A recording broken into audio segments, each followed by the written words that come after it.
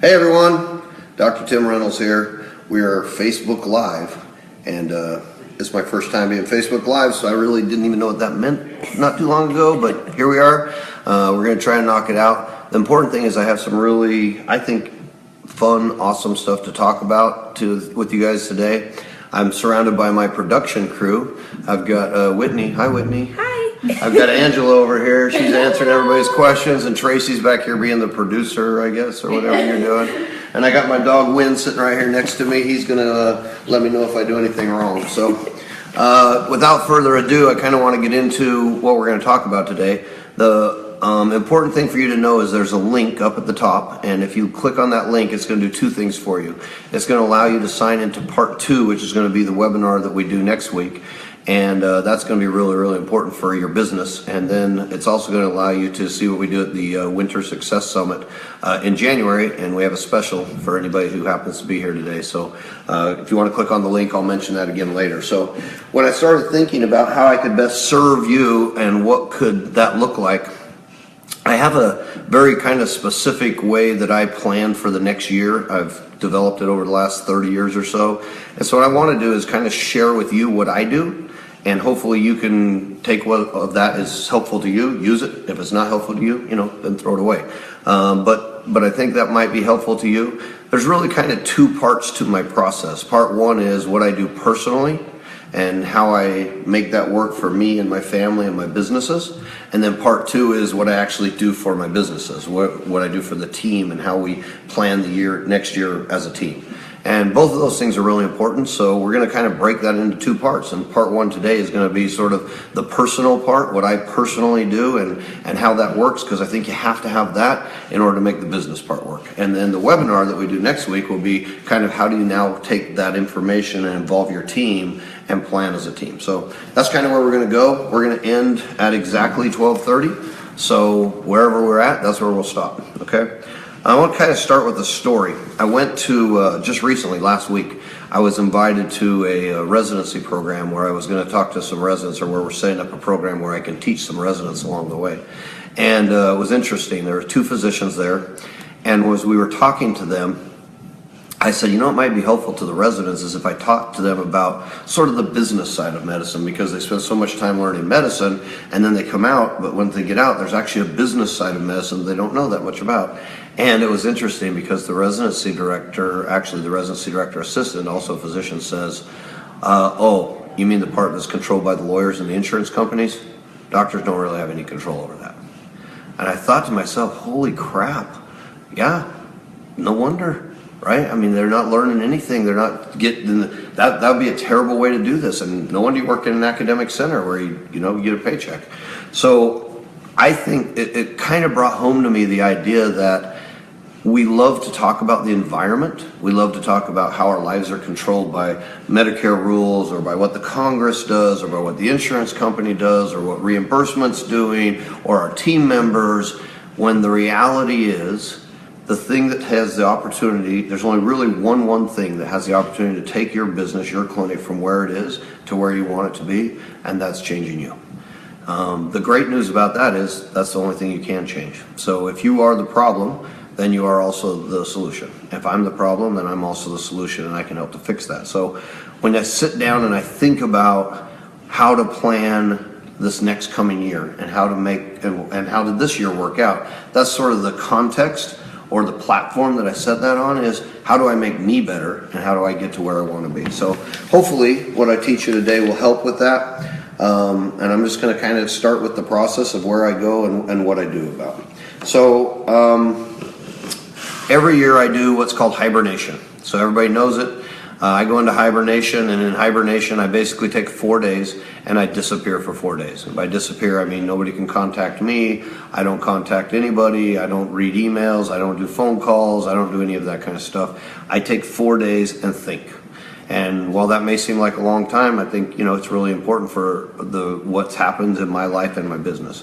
And let me tell you kind of how that breaks down. I basically go away, go to my cabin and take my dogs, or I've done it in a hotel, I've done it at the house if I can isolate myself.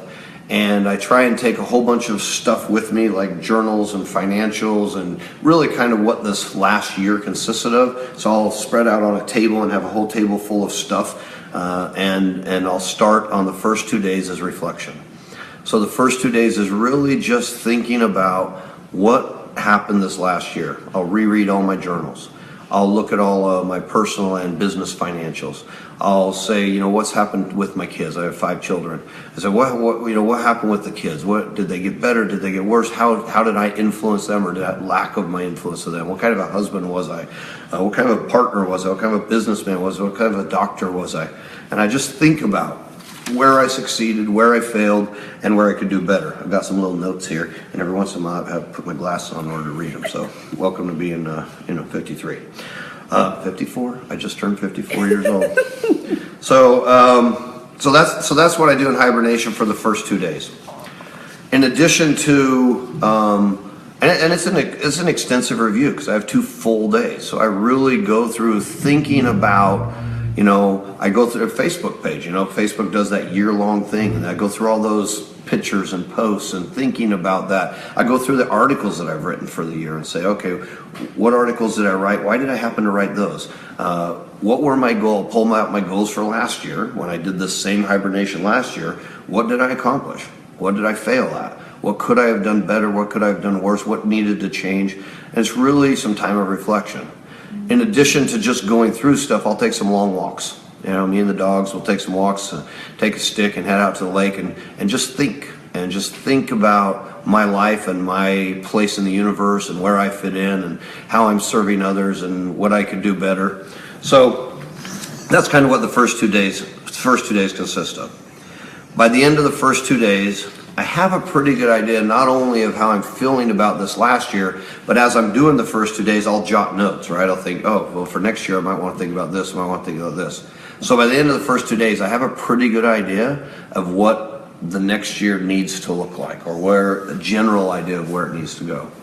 And now the second 2 days are about getting more specific about, okay, what does the next year look like? What specifically does the next year need to look like? And so that's what the next 2 days are sitting about. So I'll sit for the first 2 days and do that, and then the next 2 days, this is the process that I follow. I start the second 2 days by looking at my life goals. Who do I want to become? What do I want to accomplish? What do I want to have? Where do we want to live? What do we like to be? What do I want my businesses to be about? What do I personally want to be about? Who do I want to meet? Where do I want to go? And I have these life goals that I've set. And I have, bucket list, if you will. And I have a mission statement or a great, what I think my purpose is. And so I'll re-look at that and say, am I still good with that? Does some of that need to change? Has something in my life changed where that has changed? I'll look at my values and say, all right, am I living a life of integrity? Because integrity means to me that what I say and what I do are congruent, that they're the same thing. And am I being congruent? And if not, do I need to change my action or do I need to change my belief? And what does that look like? And so I'll spend a little bit of time thinking about big picture life, values, goals, mission. What is my mission? Part of my mission, obviously, is teaching. I love to teach, and that's why we're sitting here together. Because what I can give back and what I can help someone to do, if someone comes to me a year from now and goes, hey man, I used your planning process and it completely changed my life or changed my year, that'll make this whole time worth it. And so that's what I really want it to be about. The next thing I do is I get one of those 12-month.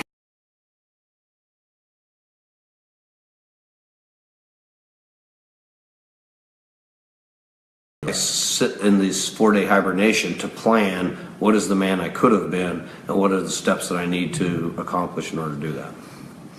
All right, we good, Whitney? We are good. All right, we good, Angela? Yeah, we're good. All right, so again, I'm going to re-mention, there's a link up at the top. That link will allow you to put in your email, which will allow you to sign on to part 2 of this, which is where we're going to talk about how I do this with my team. And it's also going to give you a special to come to the summit. And that's what we'd really like to do, where I can go into all of these concepts in more detail. But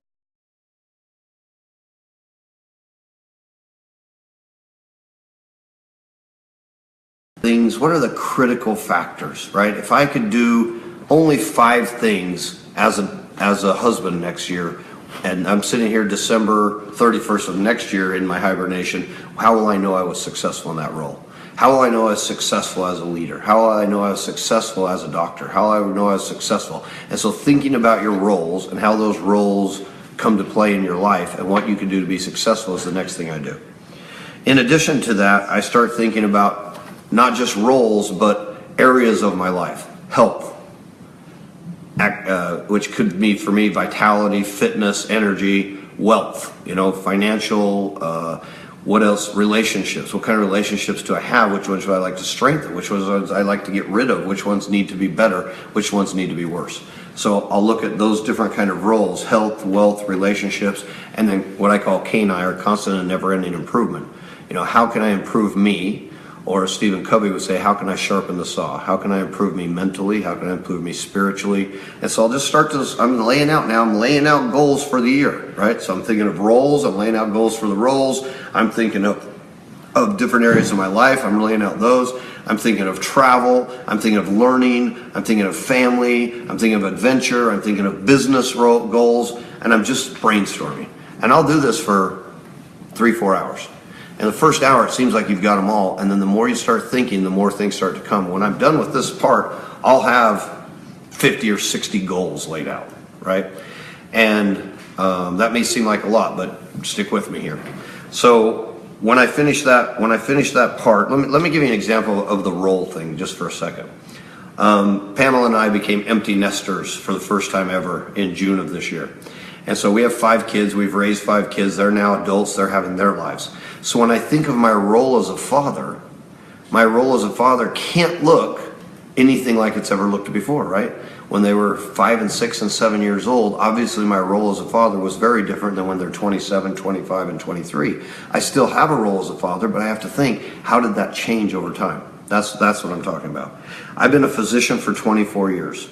I've been in medicine, crazily, I can't believe this, for 36 years, which is amazing because I'm only 37. Just kidding. That's not that funny, girls. I've owned my own medical practice for 20 years, and I've owned my current business for 11 years. Every year when I think to myself, what is my role as a physician? That has changed over those years, right? Every year, there was a time I was knocking out the shifts in the ER and I was the full-time guy, and then I was the medical director in the ER. I was a resident in the ER. I was opening a new practice. I was seeing the patients to build the practice. I was helping others to build their practice. So every year I have to redefine what my role as a physician is. Every year I have to redefine what my year as a business owner is. Every year I have to redefine what my role as a leader is. And I think sometimes we don't take the time to do that, and it just drifts. The problem with drifting is, as if you are drifting down a river, is when you get 100 feet from Niagara Falls, it's too late to change the direction. And so the whole idea of the hibernation is to think about those big picture things. So as I said, I'll end up with 50, 60 goals for the year, but I'm not done. In fact, now the hard part starts. And here's the hard part. The hard part is culling those down. So I say, all right, what I've learned is I can't do 60 goals in a year. I think I can when I'm in hibernation. What I found is once I come out, if I don't get more specific and more laser focused, that doesn't happen. So I make myself take those 50 or 60 goals and hone them down to 2 or 3 goals in each area of my life. So I may have 6 or 7 or 8 fitness goals and say, all right, but if I could only accomplish 2 of those this year, what would that look like? What would be the most important 2? I have a whole bunch of goals for being a great business guy this year. But if I could only do 2 to 3 of those, what would that look like? And so now I'll start creating categories, and I'll create categories of roles. Let me tell you one of the fun things I do with roles that I learned from Tony Robbins. So you could say one of my roles is my health. I change the names and actually put a personality or something that makes it more fun and playful, because I find if I'm fun and playful with myself, it becomes more fun and playful. So I have Adonis. Adonis is my health and fitness alter ego, if you will, right? I don't have finance. I have keeper of the family treasure as one of my roles, right? So each of my roles have fun and playful names. I don't have adventure as a role. I have 007 as a role. And so what you'll actually see when I write out my roles, it'll say 007, Adonis, keeper of the family treasures. And Now those become more fun, and when I think about what Tim Reynolds do, and it comes up with some more interesting ideas. So that's what I do, as I wean these down, and I do it by category. It is super hard because the easiest thing for me is to have too many. And so now, once I've got these weaned down, I've got them by category, I've got them by role, I'm usually down to about 25-ish, right, of goals. But I know that 25 is still too many. So now I make myself do the hardest thing of all, and that I say, okay, now I've got 2 to 3 goals in each one of these areas. What are my top 10 for the year? What are my top 10 goals for the year? Out of all of these, 25, I have to pick 10. If I can only accomplish 10 of these things, and this doesn't matter what role they come from or what category they come from, I come up with a list of 10 things. That's important because every day for the rest of the next year, I will rewrite those goals. I learned from Brian Tracy a long time ago that if you rewrite your goals every single day, the chance of them happening is like 100,000 times more, right? If you write your goal, most people don't write their goals ever. Most people don't do what I'm talking about. If they do, they increase. There's a saying that goes, Brian Tracy used to say, 3% of the world have written goals. The other 97% work for them. So most people don't do this. But if you do this, and if you hone them down to the top 10, and if you make yourself rewrite those every single day, can you imagine? I did that this year. Rewrite those every single day. Here's what happens. When I rewrite them, here's what happens. One, I physically have to write them down. And so as I'm writing, I'm like, crap, I still didn't do that. I've got to start it. And it makes you think about it over again and, give yourself a little bit of guilt. And so that makes you do it. The second thing is you start to refine what that meant when you wrote it the first time, right? So, for example, this year, one of my goals was to be to weigh 210 pounds, healthy, fit, and energetic. That was my fitness goal. As I wrote it down every time, I started to redefine, what does energetic mean? What does fit mean? So when you write fit, it sounds like logical, but what do you actually mean? Do you mean bench press 350? Do you mean run a mile in 7 minutes? When you wrote energetic, what does that mean? Do you jump out of bed in the morning? Does it mean that you have the energy? What does that mean? And so by writing them every single day, I started to redefine for myself what each one of those things meant. So that's the beauty of being able to do that. So now I'm down. I've got top 10 goals, and these are the top 10 things I want to accomplish. Now for the hard part, well, we've done the hard part. Actually, the fun part. Now for the fun part is now take those 10 and start breaking them down into action steps, right? So if fitness is one of the things, I'll just use that as the example, then you say, all right, what does fit mean to me? Well, fit means to me, I want to be able to run, this were actually mine, I want to be able to bench 350, run a 7-minute mile, and increase my flexibility, right? So those are my 3 things for fit. So then I started to say, put in some dates. All right, by this date, this is what I'd like to be able to do. By this date, I'd like to be here. By this date, I'd like to be here. And start actually making a plan in order to get there. So in January, February, March, by March 31st, I'm gonna be able to bench 300. So here's my plan for January, February to be able to get to that. Now that's how you set it out. Now, that makes it so when you do your monthly planning, which I'll talk about a little bit later, when you do your monthly planning, then you'll just look at it's easy. You just look at what are the yearly goals, where am I at, am I on track, do I need to redefine them? Look, this sounds complicated. The reality is it's so simple, it's amazing we don't all do it more often. Because what we say is, I think the key to success in life is being able to take your dreams and get them on your daily to-do list. Most of us have dreams. Most of us have bucket lists. Most of us say, oh, I'd like to be financially free. We never define what that means. Oh, I'd like to travel the world, but we don't figure out how we're going to do that. And so we have this bucket list of things. We also have a daily to-do list. Pick up the laundry, drop off the kids, shower, etc. But this list usually has nothing to do with this list.